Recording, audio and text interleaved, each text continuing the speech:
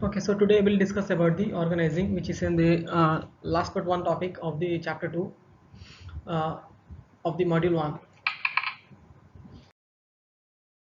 So let us discuss on the definition of the organizing. So this organizing comes actually after the planning process. In planning, we exactly do like what we want, that objective will set. Okay, that is what we do in the planning, and who will do all these things will decide. Okay, what materials required and men required, all these things. In organizing, what we do is nothing but we create various departments, okay, where we segregate the work. Okay, different types of work will be taken by the different departments, and later on for those departments, basically they supply the required men, required this thing, what men or resources, all these things. Okay, so that is what we do in organizing. Basically we do the grouping, okay, of the things. So that is in general understanding, layman terms. So exactly we'll understand what is the definition of organizing. Okay, so an organizing or organization. Okay, first, what is organization? Okay, an organization can be defined as a social unit or human grouping deliberately structured for the purpose of attaining specific goals. So as we already told you, okay, as I already told you, okay, for making our goals meet, okay, we group the things, we group the departments, we group the people. Okay, so that is what is and work together. So that is an organization.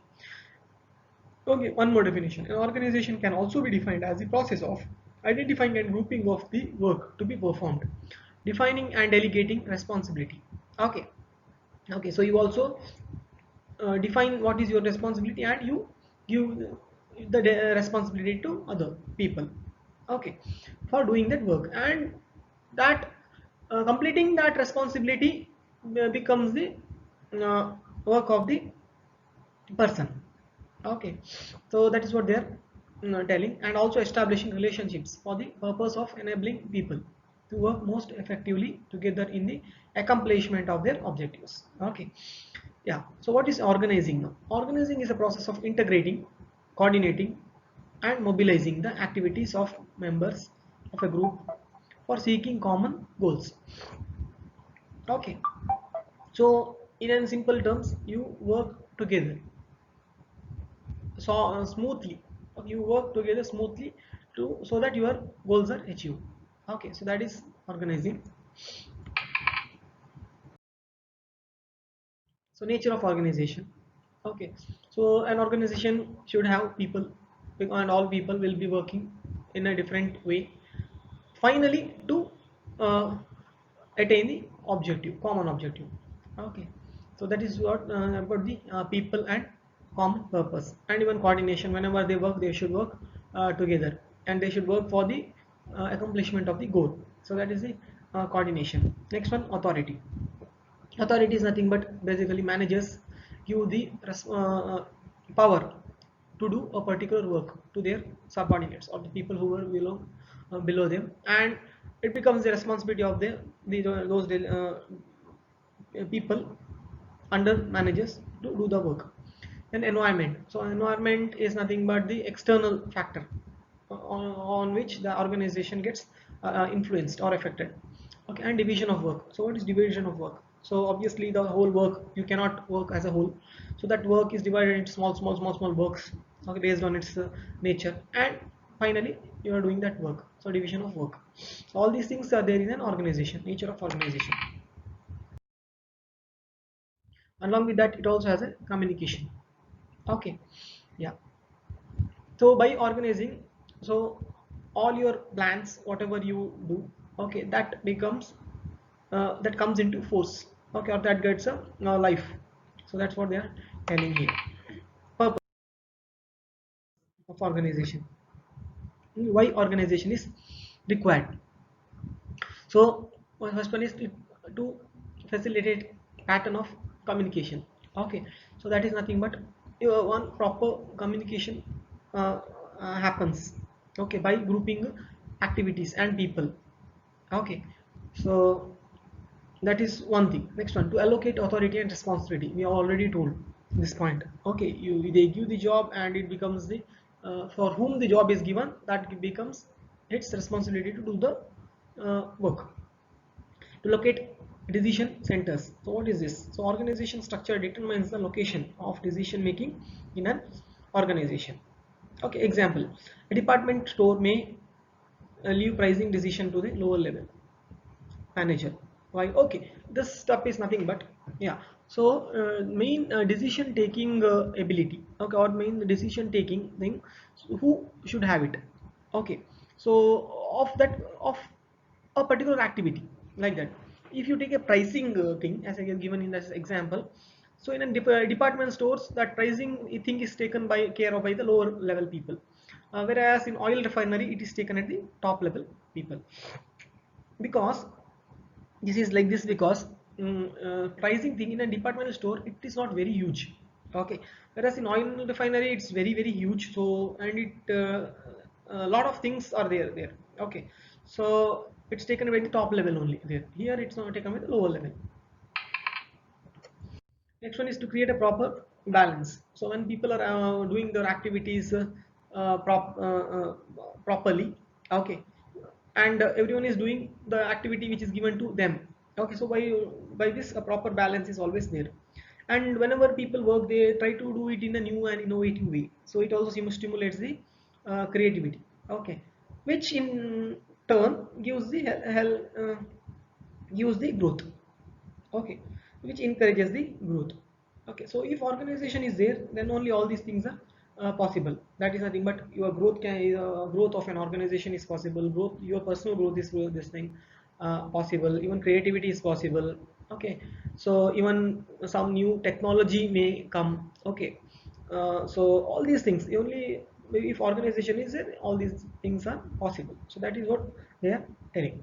Okay, so that is why organization is required. Yeah, so the types of organization. Okay, so we'll in this chapter we'll speak about the different types of organization. Okay, so what is line organization? First thing, line organization is nothing but in a vertical chain, only one particular order should be there, chain, scalar chain should be there. Okay, so let us read it first. Direction issued by the person in charge of the whole organization are directly conveyed to the person responsible for the execution of work. This makes the line of authority straight and vertical. Okay, so here it is like from the top level to the bottom level, it is like the top level person will give the order to the next, the person who is below him. Once the person who is below him, he will take the orders to the lower level. So it goes as a line. Okay, one person giving order to the next one, so next one giving to person below him, so that's why there's name. Okay, so let us read the principles of the line organization, which will make this explanation whatever I have done more clear. Okay, so command should be given to subordinate through the immediate superior. So see, that's what they are telling. That is nothing but, see, if there are 7 levels, a to z, a to g, where your a level is the top level and g level is the below level, then the command must go in such a way: from a it should come to b, from b c, from c d, from d e. That is how it should go. Whereas a cannot give orders directly to d or e. Remember, that's what that principle says. Okay, there should be only one chain, so that is the chain. So one particular vertical chain, there should be only one chain, there should not be any more than one chain according to the line organization. Remember, next one, the number of subordinates whose work is directly commanded by the superior should be limited. Okay, so that is the third principle. Okay, so you can see the flow here, that is how it should go. Okay, in a line, this thing, in a line organization. Advantages. So by doing this, students, there are number of advantages. One thing is your work becomes very simple, flexible. It becomes easy. Okay, and it's very easy to contact, because whatever you you deal with only people above or below you in that particular vertical chain. Okay, so this makes clear division of authority. Okay, that is nothing but to give authority to your subordinates. It becomes easy because there's only one person below you, and by doing all these things there's no confusion also, and clear communication also is there. Okay, and by doing all these things work becomes faster, so that is one thing. Okay, and even it's also strong in discipline. Okay, because everyone knows their work, so that what they will do. Okay, exact work they will be knowing, so that is strong in discipline as it fixes responsibility on an individual. Next one, capable of developing the all-round executive at the higher level of authority. Okay, next one, coordination also improves and it's more economical and quicker. Decisions are taken here very quick, so that's the advantages. But still there are some of the disadvantages. The lack of specialization. Okay, there is a whatever work is given to you, you have to do it. Okay, you may be good in it or you might not be good in it, so lack of specialization.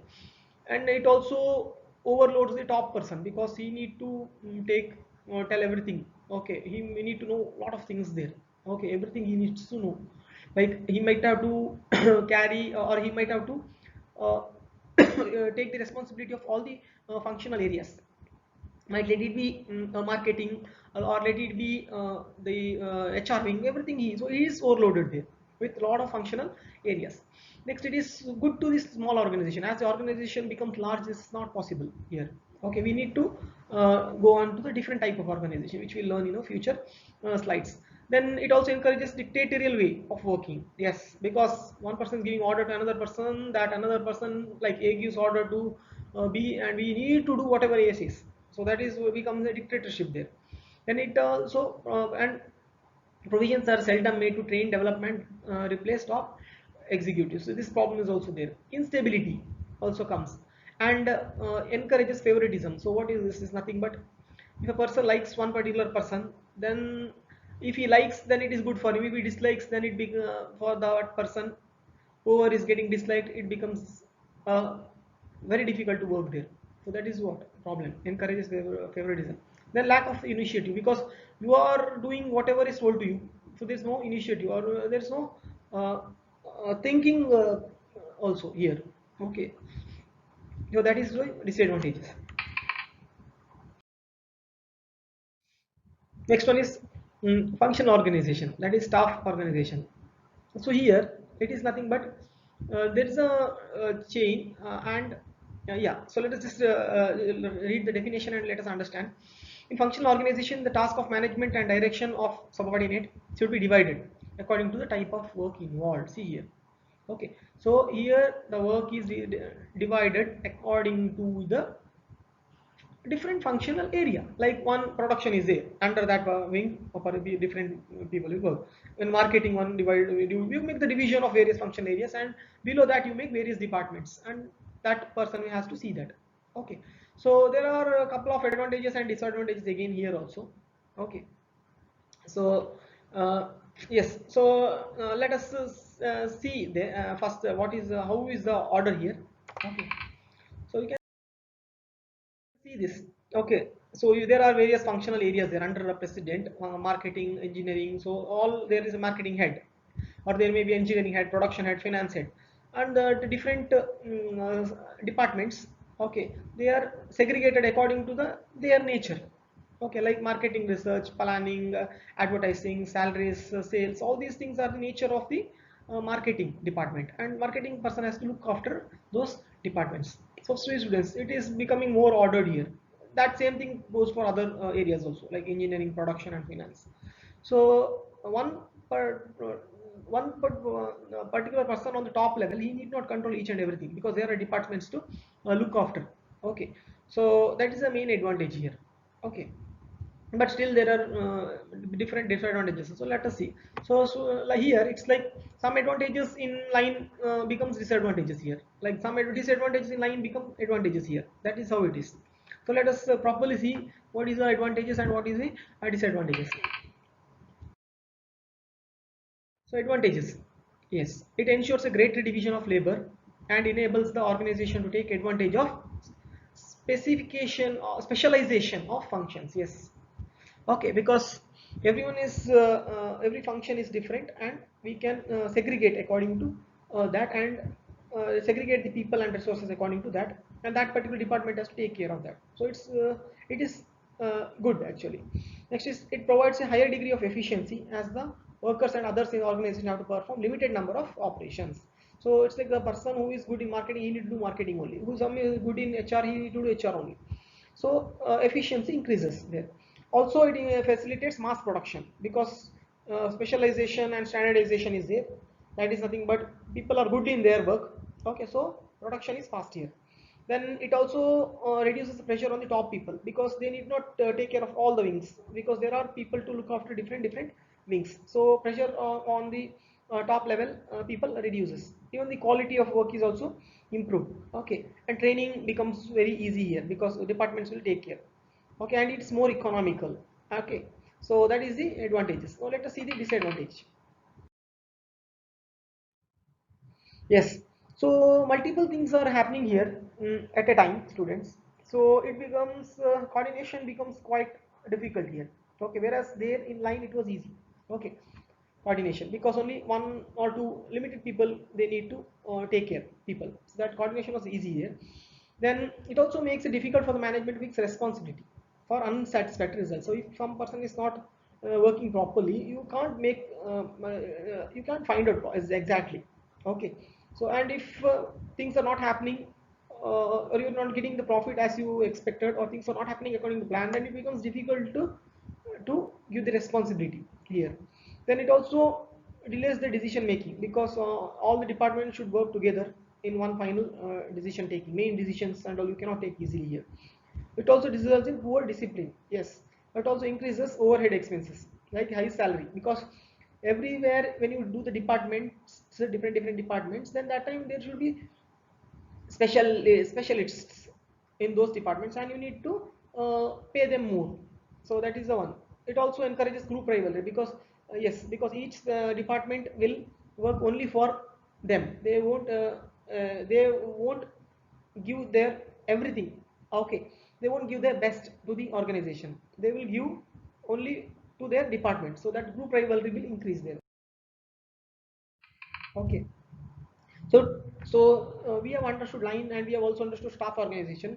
Each one has its own advantages and disadvantages. So we are getting to the line and staff organization, which is a line organization which the with the features of the some of the staff organization. That is nothing but as you have studied in it, it is the same line organization only. Okay, but in that line organization there will be specialists to tell this line people in the line. Okay, that is nothing but there may be a manager, and he may be for that manager to tell to give guidance on some special functions like marketing or production. There will be people to tell you, but finally the decision is taken with only finally the decision is taken by that person who is sitting in the line only. Okay, not with others. The staff extra specialists only to recommend him, that's all. So that's what it is telling. Okay, so let us read the definition once. A line and organization, line and staff organization is a extension of the line organization where additional executives, okay, so these extra special additional executives, they are called as staffs. Okay, so they assist in line executives to carry out their jobs.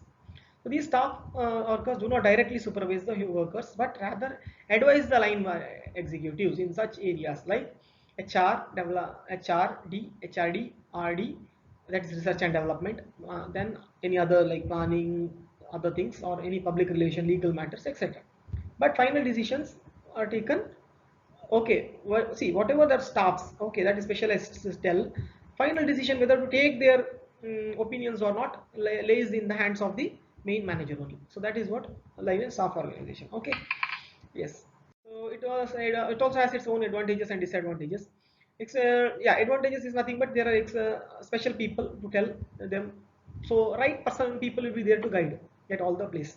Okay, so that is one good thing. Then again, little load on the line executives becomes less. Okay, so that is what they are telling because everything they need not think, people are there to tell them. Okay, so less wastage of material, man and machine hours because the efficiency will increase here. Okay, production will improve here, so less wastage. Okay, then quality of product is also improved because it is done under the supervision of the proper staff. Okay, next, there is no confusion as exists in the functional organization. Okay, reduces the confusion because it's a line organization only, which has some features of the staff organization. Okay, and people are there to guide them. So it provides greater chances of advancement to able employees by making more jobs available. Okay, so this is the advantages. Next is disadvantages. Yes, costly students once again. Okay, that production cost will increase here because specialists are always given, as they are special, they are given more salary. Okay, the line and staff organization may bring in confusion in case functions are not clear. See, if functions are clear, then there is no confusion. Otherwise, there may be a function. There may be a this thing confusion. Next one, friction and jealousies will develop among staff and line executives and may cause harm. Okay, if that problem comes only, then it's a problem because there are when there are multiple people, there a problem of jealousyness or friction may come. Okay, so that is what. Fourth one, if line executives start depending too much on staff executives, they will lose their initiative. Yes, yeah. If that whenever line executives they are asking the help of the staff executives, and every time they do that and they don't think anything on their own, okay, they'll become less effective. So that's what they're telling here. And once again, as more people are involved, it is complex, and as it is very costly. Okay, small organization may not be able to bear this. So that's what they're telling in the last point. Okay, once again there are types of different types also of organization. So what are business organization? Okay, so business organization are those organization which are formed with the purpose of earning profits. Okay, see their thing is like only to earn profit. For example, your service organizations like your IT companies like your Infosys, or any some companies like your Jindal, all these things. Okay, so all the business organizations. Okay, it may be any software industry, maybe any manufacturing industry, anything. It's a non-profit organization. So what is their purpose? The objective would be to serve the members of the committee in a profitable manner, in a productive manner, profits. Okay, so that is about the non-profit organization. They don't work only for the profit here. Okay, so they also work like a charity and all. Okay, example, Rotary Club, Lions Club, orphanages, charitable hospitals. Okay, so here see, people run orphanages, people run charitable hospitals. They are not doing everything for the profit here. Okay, so that is about the non-profit organization. Next is formal organization. Okay, yes, so what do you mean by formal organization? So a formal organization is there is a proper structure. Okay, so that proper structure where proper authority and responsibility is given to the people, and even relationship and behavior of those members, everything is clear there. Formal means. Okay, next is informal. So here they do not have any official recognition. Okay, and they are formed due to social interactions, needs of the people, resulting in different types of social networks. Okay, so all our normal organization, everything is a formal organization only. Informal is nothing but where these people make some their own groups and they solve some problem, or they deal with some kind of issue. So that is informal organization. Okay, thank you. This is all we have in this particular slide.